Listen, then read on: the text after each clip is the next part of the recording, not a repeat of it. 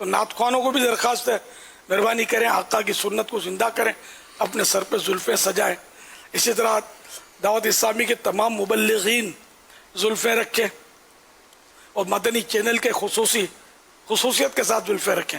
آپ کو دیکھ کر لوگ میرا خیال زلفیں اترواتے ہوں گے کہ یہ آئیڈیل سمجھتے ہیں نا، ان کو پتہ نہیں ہوتا کہ آئیڈیل کون ہے. عوام کو ہپ اپ میٹھا میٹھا ہپ اپ، جو خوبصورت کپڑے پہنے، کوٹیاں اور یہ چوڑا کے آئے نا ٹپ ٹاپ کر کے، تو بولے یار یہ آئیڈیل ہے. جو سادگی ہو، عاجزی ہو، تو وہ آئیڈیل نہیں ہوتا ہمارے یہاں. افسوس، دل جلتا ہے تو بولتا ہوں، اور میں یہ بول سکتا ہوں، باقی سب بولیں گے تو آپس میں لڑ پڑو گے. آپ کا فرمانا ہی درست ہے، جو ہے وہ ہے. ہاں، حسن رضا دیکھو ماشاءاللہ اس کی زلفیں، یعنی یہ اتنا اس کا عجیب و غریب ذہن ہے.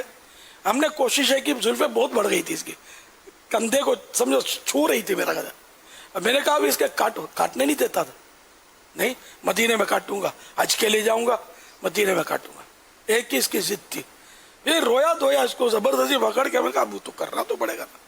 تو بال کاٹے اس کے زبردستی، کچھ پھسلا کر اور ترکیب سے، تو یہ نہیں کاٹنے دیتا. حالانکہ گرمی آئے، وہ گرمی میں لوگ ویسے ہی گنجا کروا دیتے.